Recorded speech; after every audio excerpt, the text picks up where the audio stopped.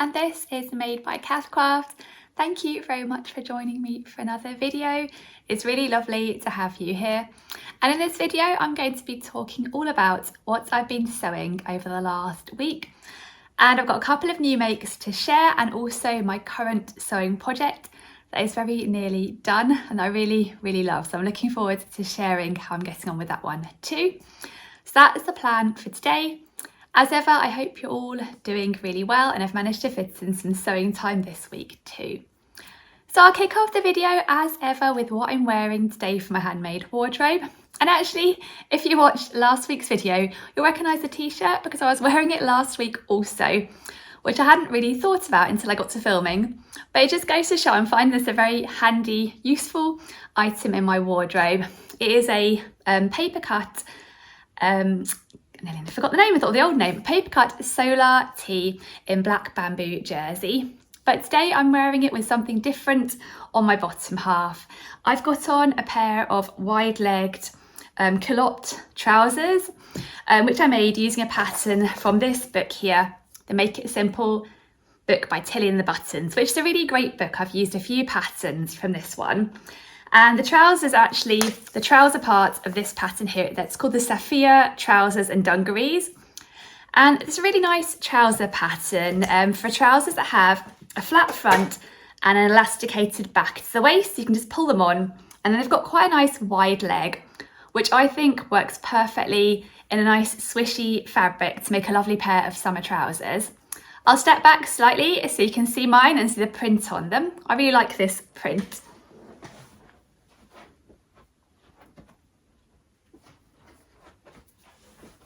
It's a viscose I got quite a while ago from Rainbow Fabrics, and just, a black and white one, which I think works well with this t-shirt, and it's keeping me nice and cool because although the sun isn't shining here and it hasn't been as hot the last couple of days as it was a few days ago, we had a real heat wave. It was very hot, too hot really for me. It's still cooled down a bit, but it's a little bit close feeling, a little bit humid. So yeah, I'm keeping nice and cool in this outfit, but I am enjoying it being slightly cooler than it has been as well. So yeah, that's what I'm wearing today. I'll pop a picture up so you can see the full outfit, including where the trousers come to on me. Before I made these trousers, I hadn't really got many trousers in my wardrobe other than jeans. But these ones really converted me to a summer trouser. I think because they're wide-legged as well, you can really showcase a print on them. And I quite like to wear a plain t-shirt and either like a printed skirt or a printed pair of trousers. I think I prefer it that way round, to a printed t-shirt and then a plain skirt or trousers, at least when it comes to summer. I don't know why, I just do. So yeah, I'm enjoying wearing this outfit today. The trouser fabric will not be available anymore. It was bought quite a while ago, but I did buy this black bamboo jersey quite recently and I really love it, and I'll link it down below as well as the patterns. So yes, that is what I'm wearing today. But I'll move on now to sharing what I've been up to over the last few days and what I've been sewing. So I'll kick off with this one here I've got closest by to me.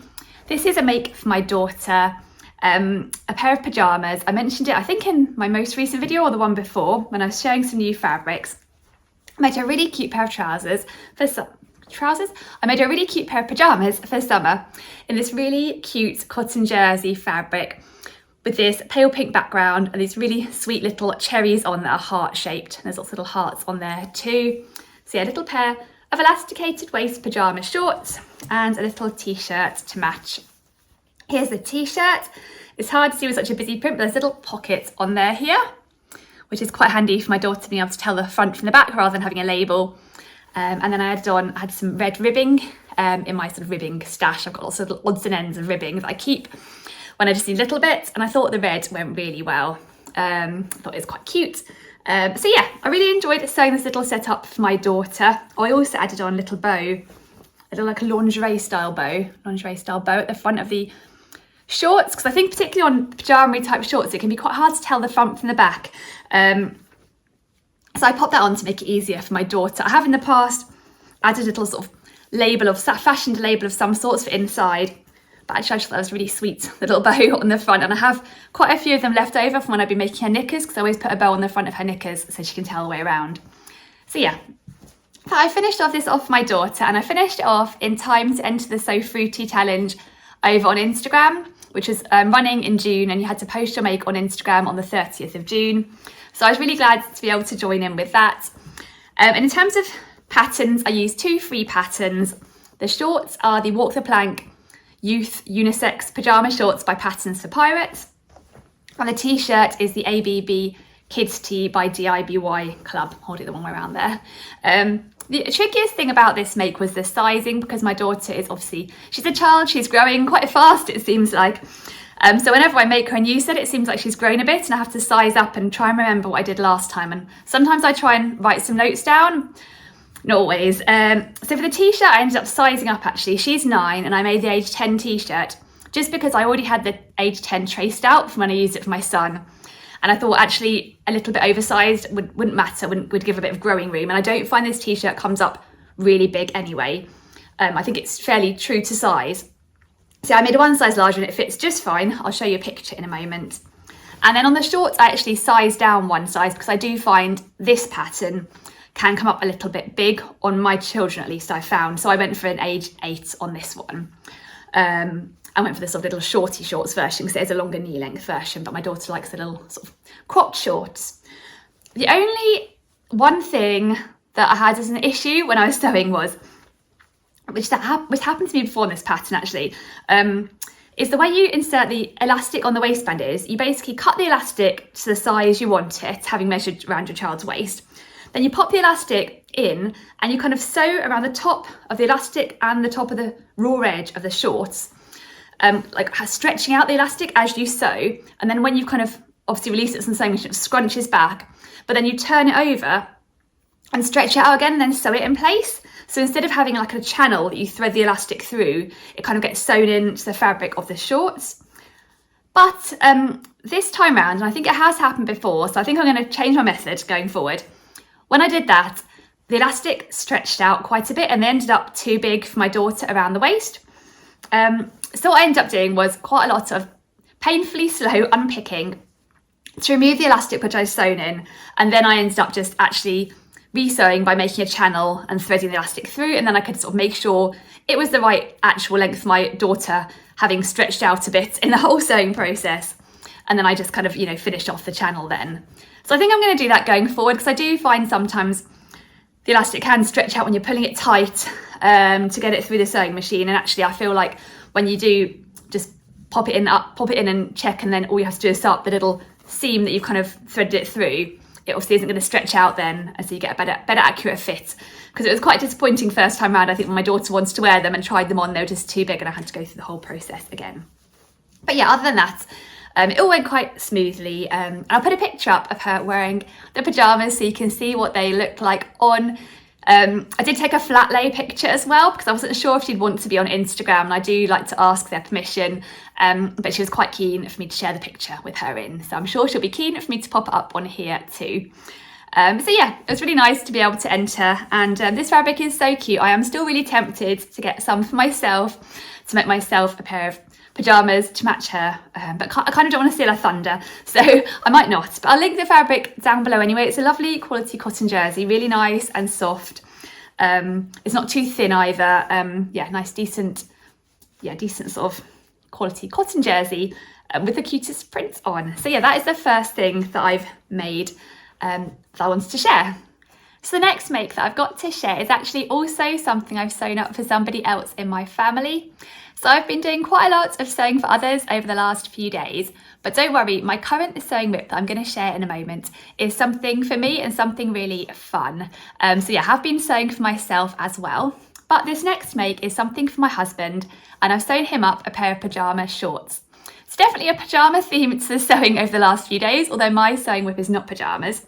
But yeah, I made my husband a new pair of summer pyjama shorts to replace some old ready-to-wear ones. And he chose some fabric. He chose an Art Gallery cotton poplin fabric, which was on special offer at Minerva, down from $18.99 to $7.99. So really good deal. And I think they are still on special now, so I'll link them down below because they're really nice quality cotton fabrics. So I showed this fabric, I think in last week's video or the week before, but here it is. Yeah, it's up his street. It's kind of a sort of pale green colour with this grid print on with a bit of detail. And yes, here are the pyjama shorts, which were nice to sew, just quite straightforward. I use this pattern here, Simplicity 1520A. My husband likes the fit of it. I always make him a size medium. I've made him the full pyjama bottoms, and then for the shorts, how much did I shorten them by? I brought them up 5.5 inches from the lengthen shorten line on the pyjama pattern piece to get about the right length. The only change I make to the pattern is to add in pockets, and I use, actually, funnily enough, the pocket pattern piece from the trousers I'm wearing at the moment, the Sophia pocket trouser piece, because it's one that you sew into the waistline so it doesn't sort of sag down. It's sort of held in place, which you can see on the inside here. The pockets are held in place there, which my husband likes because it means they sort of stay at the front. So yeah, it came together really nicely. Obviously it's a simple elasticated waist pyjama short. And then what I did actually is the selvage on the art gallery cotton poplin fabrics are always really pretty. And I saw them and thought, well, maybe I could use a little bit of that to make a label at the back. So here's the little label I made for my husband, just taken from the selvage of the cotton poplin, and then overlocked around the edge and stitched it on so you can see the back of the pyjamas then. I thought that was quite nice. The whole thing was very pretty, and I thought that was just about the right size there. So yes, quite a nice, simple make, quite a nice, crisp, cool pair of pyjama shorts for him to wear in this warmer weather. And I still need to get him to pose for a photo wearing them, so I'm going to do that ahead of this video. All being well, I should be able to put up a photo here of him wearing them. As I said, he's got a couple of t-shirts that will go quite nicely with this fabric, and I think his other pair of pyjama shorts I made for him are also in an art gallery cotton poplin, and he really, really likes them. So nice to have a second pair that he can rotate between. So yeah, that was quite nice, simple sew, and nice to have made that for him. Oh, and also in terms of these pyjama bottoms, I thought it might be quite useful to mention how much fabric I ordered to make them versus how much fabric I ended up actually using once I cut all the pattern pieces out. And recently I've really been trying to make a big effort to keep track of how much fabric I do use and how much fabric I'm left over with when I try a new pattern. I haven't always done it in the past, but whenever I come to remake a pattern, it's so handy if I have made a note to say you don't need the amount of fabric the pattern envelope requires, you can actually order a little bit less. And especially with websites like Minerva and Guthrie Ghani, where they sell fabrics by the 10cm increment, even if you can shave off 10 or 20 centimetres, it firstly reduces waste, and also it reduces the cost a little bit. So it's definitely worth doing, I think, and I am trying to do it a lot more. And also it saves you being left with quite a small amount of fabric that can be quite hard to find a use for. Which happened on this project because I ordered 1.6 metres, which is the same as what I ordered when I made my husband's first pair of pyjama shorts. And I didn't make a note then of how much fabric I actually used, which I should have. But I made a note this time. I measured out afterwards how much I had left, and I found I only needed 1.3 metres, so I had 30 centimetres left, which I'm sure I'll find a use for because I feel like cotton's quite a useful fabric for little crafty projects or pocket bags or that sort of thing. But it is nice to know next time I could get away with ordering a little bit less fabric. And definitely if I ordered from a website that actually where you order by 0.5 metre increments, I know I'd be able to only order 1.5 rather than having to round up to 2 metres. And I needed a decent amount still because the art gallery cotton poplin fabrics, like a lot of cotton poplin fabrics, are a narrow width fabric. So they are 110 centimetres wide. So yes, I'm going to make a big effort going forward to check and record how much fabric I actually use on projects and how much fabric I end up with left over. And I'll try and share that information on here too, because I know it's really useful, especially because pattern envelopes can sometimes be a bit generous with fabric requirements. So it's good to know where you can sometimes squeeze the pattern out of a little bit less fabric. So yeah, anyway, that's something I'm going to really try and do going forwards, but that's the second make I wanted to share. But I'll move on now to my current sewing whip, so I'll just grab that and share it with you now. So my current sewing project that I've been working on over the last few days is a really lovely, fun summer dress, and I've been sewing up using some gorgeous viscose challis fabric that was gifted to me by Minerva in exchange for a blog post, which I'll be writing up once this make is finished because I haven't quite finished it yet. But I'll show you the fabric first. I shared it, I think, last week, and it's absolutely gorgeous. It is this beautiful Eco Vero viscose challis fabric, and it's got this lovely sort of oil spill style print on it in lots of different colours of purples and oranges and reds. It is such a fun, vibrant, summery print.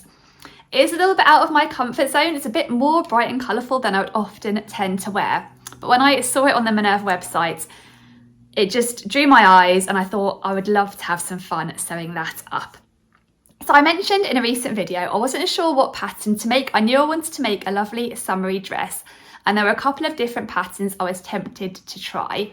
So the two patterns I had as contenders for this fabric are firstly the paper cut patterns Alto dress and top pattern, and I'll put a picture up here so you can see what that one looks like.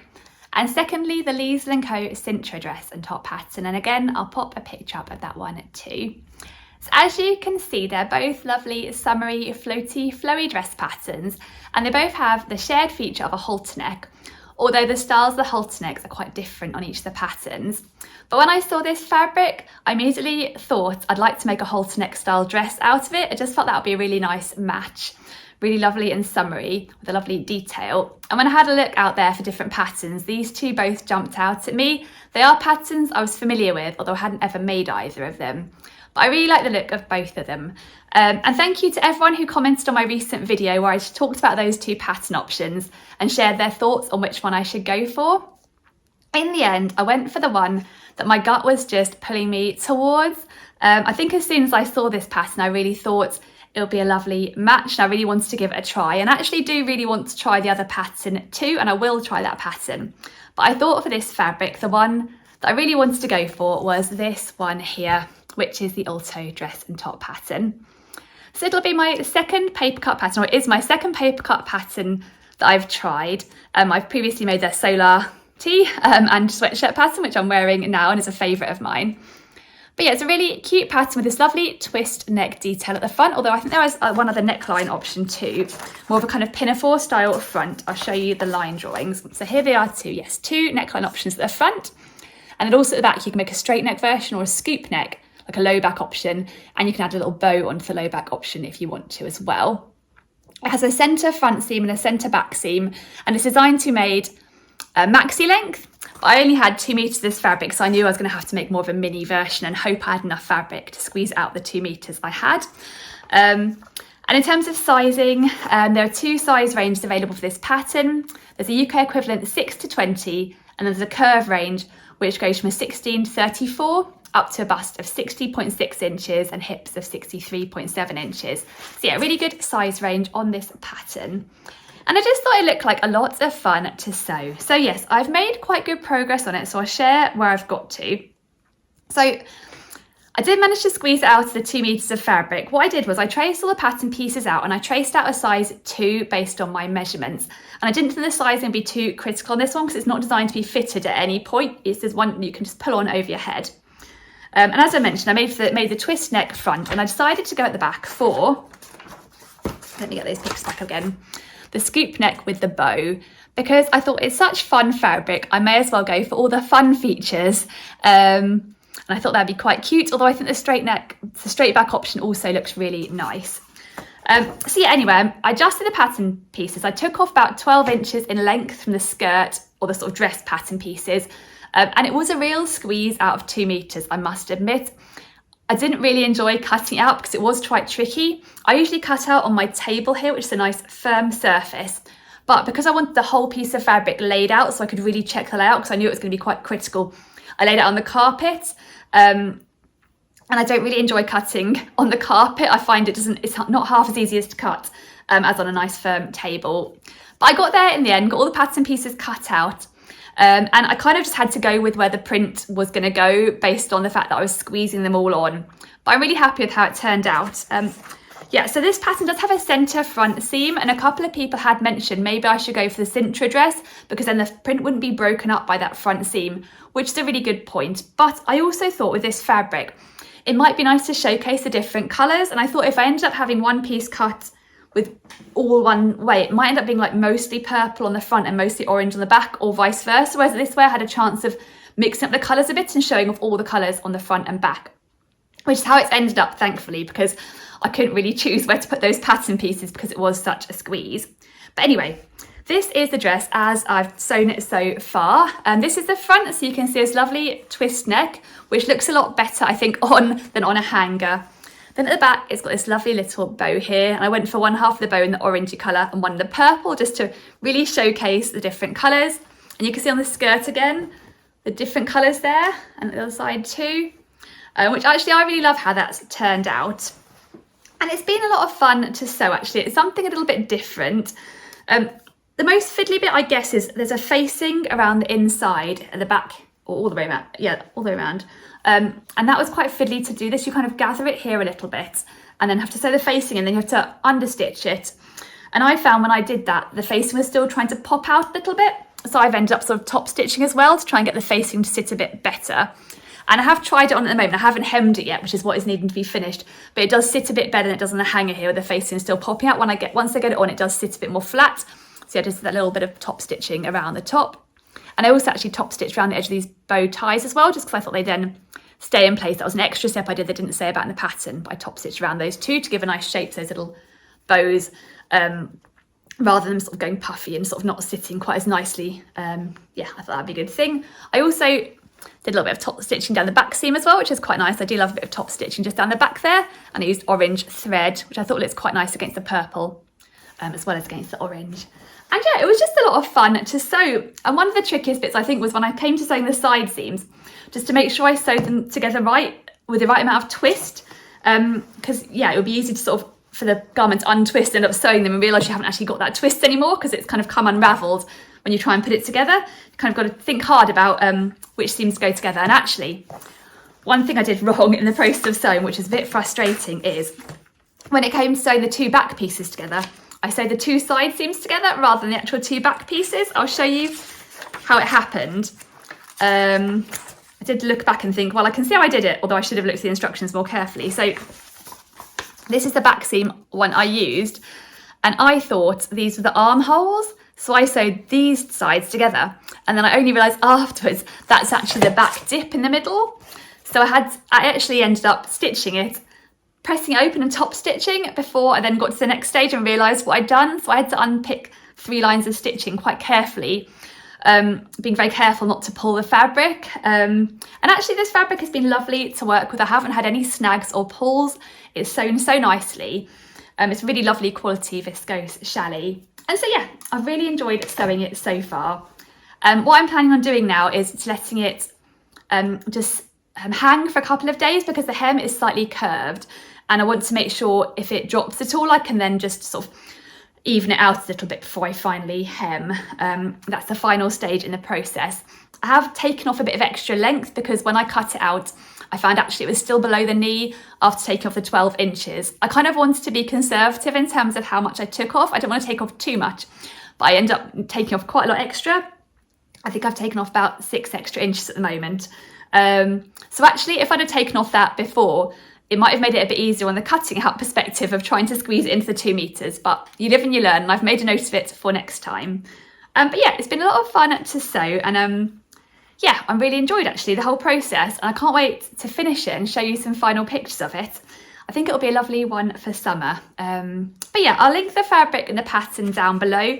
As it stands at the moment, I definitely would love to make this pattern again, but like I mentioned, I would also like to try the cintra dress and top as well. So maybe the next time I make a halterneck, I'll go for that one, just to give it a try as well, and I can compare the 2 patterns. But yeah, I thought I'd share how I was getting on so far. Like I said, it has been a lot of fun so far, and I'm looking forward to sharing the finished dress. So that's everything that I've got to share in this video. So thank you very much for joining me. And also, while I'm on, I wanted to mention that over the next few weeks, it's going to be the summer holidays here in the UK. So I might not have a chance to post my weekly regular videos, but I'm going to try and do a bit of filming here and there where it's possible. Also, I'm going to try and fit a bit of sewing in here and there too, fingers crossed. So do make sure you're subscribed to my channel, and also if you press the bell icon, it means you'll be notified when I do put out a video. But as I said, it just might not be every Saturday, but hopefully it won't be totally gone all summer either. Yeah, just keep an eye on my channel, and hopefully see you again soon. But in the meantime, I hope you have a lovely week. I hope you have a lovely summer if you've got some lovely summer holiday plans too. I look forward to seeing you where I can. And yeah, thank you again for watching, and yeah, hopefully see you soon either way. Bye.